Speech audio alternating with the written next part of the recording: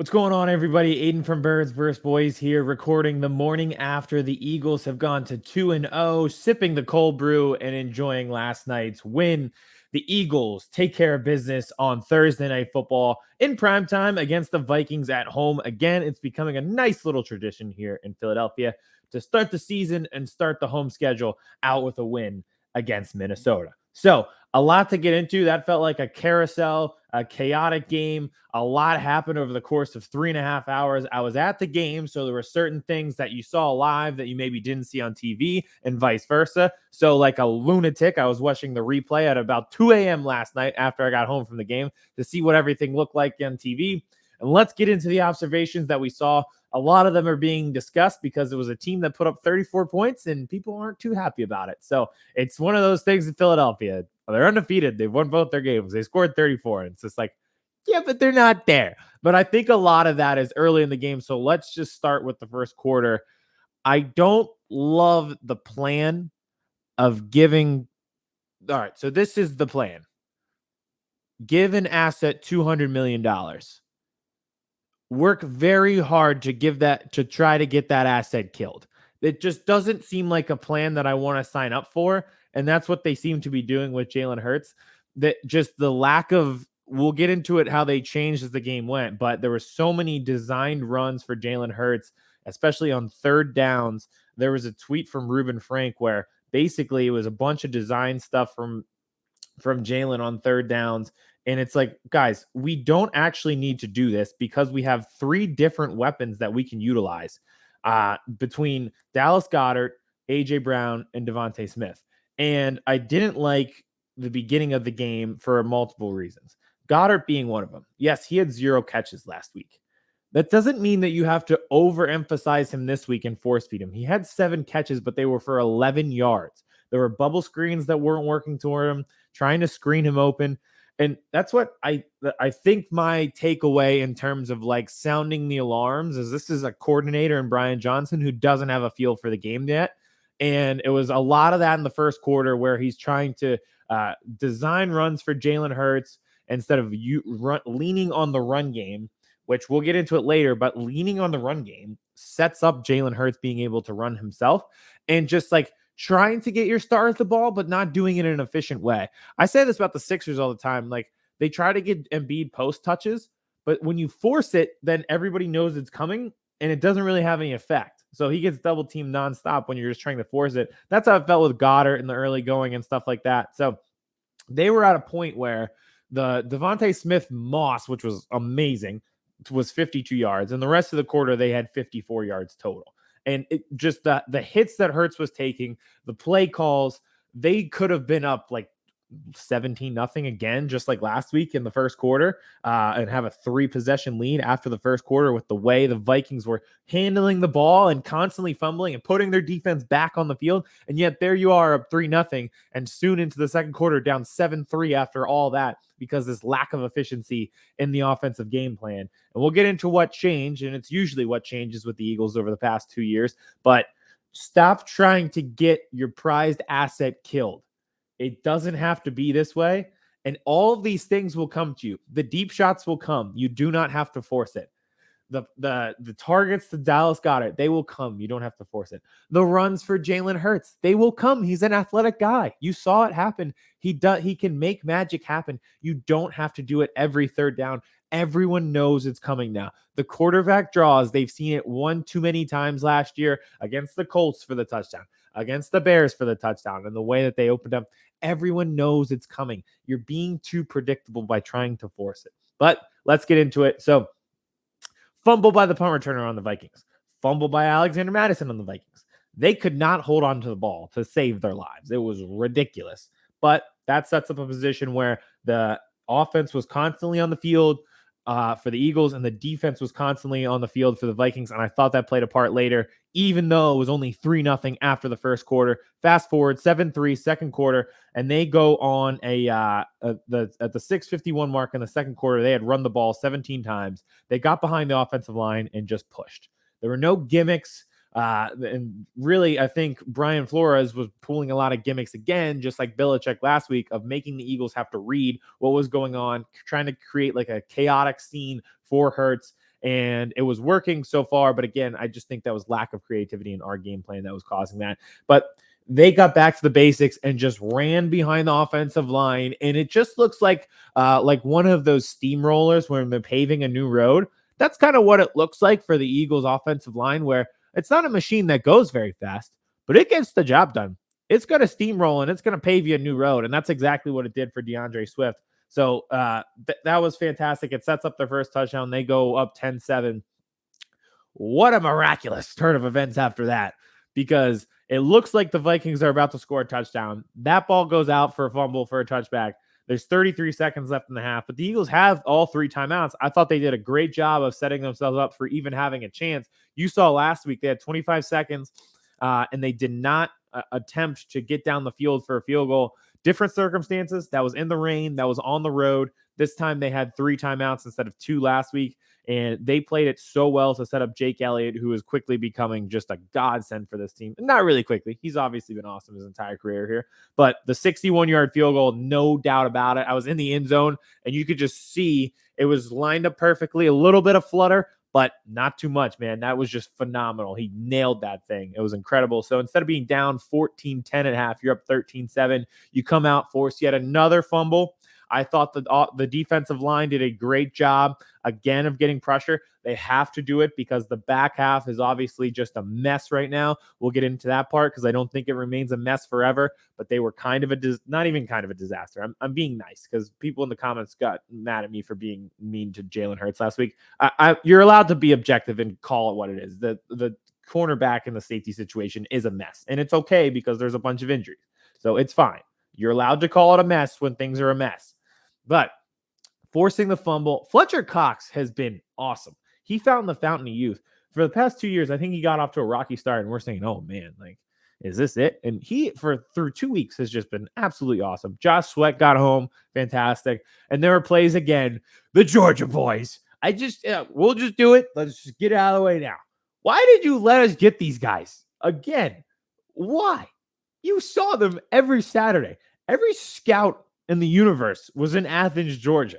How did you let these 2 guys fall to us in back-to-back years? It makes no sense. No sense. I can't believe it. Jordan Davis was a project and does not look like a project anymore. And through 2 weeks, if it's not Cox, who's your storyline on defense in terms of positivity, it's got to be the development of Jordan Davis because he's blowing stuff up. The clip we posted from Birds vs. Boys, he just obliterates the center, pushes him back into the tight end. The tight end pushes himself back into Kirk Cousins, who falls down, and it's 2nd and 15.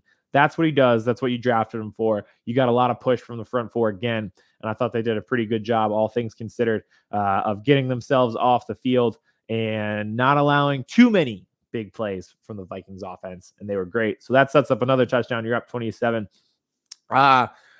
From there, a lot of different things happen. It's more DeAndre Swift, who I think you've really found your running back combo. 28 carries, 175 yards, and a touchdown. Detroit, I really hope Jahmyr Gibbs works out. I really do, but I don't understand this. You had DeAndre Swift. He's capable of 28 carries, 175 yards, and a touchdown for us. He looks electric. The jump cuts were there. There's no doubt about it. He finds the hole, hits it hard, and has that flash where he can get himself to the next level. I thought he did a fantastic job of wasting no time. He would find the right gap. He'd hit it, and he would make a man miss. It's exactly what you're looking for in a running back. So, Detroit, I really hope Jahmyr Gibbs works out. But the plan of a 7th-round pick swap to move off of DeAndre Swift, use a 1st-round pick on a running back, and then sign a running back in free agency is not financially how it works in the NFL. So I really hope that situation works out. But I will take the Eagles' approach of drafting Kenny Gainwell in the 5th round and doing a 7th-round pick swap for DeAndre Swift and getting the same results as you would as putting a 1st-round pick on a running back. So I am super happy that we pulled that off. And wow, was DeAndre Swift awesome last night. And just, again, no gimmicks, get behind the offensive line and push. And he did that. And they really leaned on that in the second half. The A.J. Brown thing, this is a topic for people who never made it past T-ball in their sports careers. Yeah, he was upset on the sideline that he wasn't getting the ball. Trust me, 65,000 people in that stadium were way more upset than A.J. Brown was, that A.J. Brown wasn't getting the ball. this is a non-issue for AJ Brown and Jalen Hurts talking to each other on the sideline. It's an issue in terms of the offensive coordinator not being able to scheme these guys open and being very predictable with play calls, especially early in that game. But I think the running game and how it was designed last night in the 3 quarters after the first quarter really sets that up. And if you're really looking at it, if it weren't for a hold on Rashad Penny, who it wasn't quite a hold, it just looked like 3 guys ran into each other, 2 from the Vikings, 1 from Penny himself. That's a touchdown in the corner of the end zone for AJ Brown. On the following play, they went right back to it on the most egregious miscall on a hold I can't remember seeing. It was almost like the corner was sacrificing the penalty and just went out and tackled AJ Brown, or else that is either a tight end or the Eagles have the ball at the 1 yard line on the pass interference call. But if you think about it, like, yeah, there is that argument, but we're missing the point of he had a touchdown in his hands if it weren't for a 50-50 wishy-washy hold call. And in the following play, they go right back to him. He's open and gets tackled before the ball gets to him. So the plays are there and they will come. And you saw that with the Devontae Smith deep shot after running. Then it sets up the deep shot. No help, safety help. You take your shot. Everyone's kind of like on their toes, leaning forward, and then you go right back over the top. That was fantastic. But the AJ Brown thing, them talking on the sideline, that doesn't really feel like an issue to me. Him being upset is pretty much how 65,000 other people felt. And he probably had 2 touchdowns in his hands if it weren't for the officials. I'm not too worried about that aspect of it. And I think Rashad Penny, I don't know if he's washed, but they put him in finally in the 3rd quarter, and he was pretty efficient. Like, he got called for that hold, and there was one play where they brought a secondary member, either a safety or corner, down in the box, and he came around the corner and made the tackle as Penny was hitting the hole, and you're like, that's Swift. He's not getting tripped up there for a 1 yard gain. That would be 7 or 8 yards with that gap. No one's chasing him down. So I think going forward, it's Gainwell and Swift, but it was nice to see Penny is alive, and he was actually pretty productive. So it's nice to see that he's out there, but apparently he's not going to be their Rashad Penny in the first 6 weeks of last year. The Eagles have made that abundantly clear, but I encourage them to try to use them more. So I think from there, it's really just, they go down. I'll say this again. It was 27-20. It's the 4th quarter. They know how to put games away. And as much as you want to complain about the offense, they are now 19-1 in the last 20 Jalen Hurts regular season starts. And a lot of that is because they are able to put games away. That's what concerned me from last week, is they weren't putting that game away. He fumbled with 5.5 minutes left. They had to punt the ball late in that game too. This week was a lot different. There were a lot of long drives. Even that drive where they didn't get any points because AJ Brown caught the ball, it's a hold. Next play, he gets tackled. That drive was 7 minutes. They come back to drive after that. It's 5 minutes. They score the touchdown with DeAndre Swift. He has the long 43-yard run. They are great closers. In a city that has been plagued by monumental moments being ruined by the bullpen of the Phillies not being able to close it out, the Eagles and their offensive line are really good at closing games, and it was on display again last night. It put them up 34-20 with 5 minutes left, and that was that. So, again, I feel like it's just this mixed bag. Part of the mixed bag to me in the last point is the secondary situation. So, it was understandably a disaster, and I think you're okay to call it that, right? Like, it was fine, but we know shouldn't be like that going forward. Darius Slay, by the end of the game, was the only starting secondary member who was out there. And again, I would just like to tip my cap to him. Justin Jefferson had over 150 yards, but Slay did a phenomenal job, especially considering the circumstances of really having no help. So Avonte Maddox gets hurt. We'll have to wait on the x-rays and MRIs on him. There was understandably blown coverages, missed coverages, because it's Terrell Edmonds, Justin Evans, Mario Goodrich comes in for Avonte Maddox, and Josh Jobe was starting for James Bradbury. These aren't exactly household names. It's all of them in Slay, and there were multiple points. You saw it on the KJ Osborne touchdown where they just got lost, and that's fine, because that's what happens when you get thrust in there on a short week and then a guy gets hurt during the game. So Bradbury, concussion, he should be back next week. Blankenship played through the rib injury on Sunday. Hopefully he's back next week. You have the long week now going into Monday Night Football against the Buccaneers. Those guys should return. We'll wait on Maddox, but you can see how this feels like a season after the Super Bowl. You had all this phenomenal injury luck last year. immediately you have one member left of your starting secondary. About what? When did Maddox get hurt? 1 quarter in. So 5 quarters into the season, you've lost 3 guys in the secondary. That's what happened. So I'm not exactly sounding the alarm on that. They should have those guys back. And if they do, I have a lot more trust. But again, go back and watch our show from this week previewing the game. Buda Baker should just be on this team. He should be on the team. Use him, utilize him, let him be the Joker in Gotham, running around causing chaos. And I'll feel a lot more comfortable about this defense. But some of the problems that plagued them last night, more due to injuries than skill.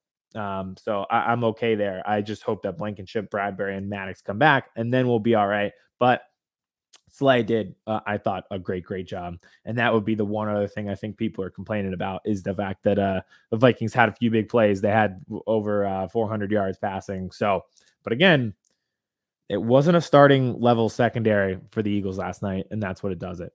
But they win. They're 2-0.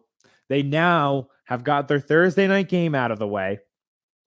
They have a week and a half of rest. They'll be on the road for Monday Night Football next week. So all of these guys who are banged up have extra time to make it back, and they are 2-0, and they're feeling pretty good about getting behind that offensive line. They're feeling pretty good about that pass rush. They should be feeling pretty good, hopefully, about getting some guys back from injury. And we go from here, and you look at the schedule for the next month, you should feel pretty good about the quarterbacks that you're playing. Baker Mayfield, Sam Howell, Matt Stafford, maybe, possibly without Cooper Kupp, and then Zach Wilson. So keep piling it up. You may have complaints, and that is fair, but you are 2-0 at the end of the day. So that's what happens with good teams. When you're used to winning, you're going to find complaints when everything's not perfect. Is everything perfect? No. You're allowed to say that and still be happy. Have a sip of the coffee this morning. Take a nice walk around your neighborhood. It's perfect 65-degree football weather, and enjoy the fact that they've won their first 2 games. We'll be back this week. We'll be previewing the games. Kevin will have his recap for the Cowboys-Jets game, and we'll see you to talk to you about Eagles-Bucks next week.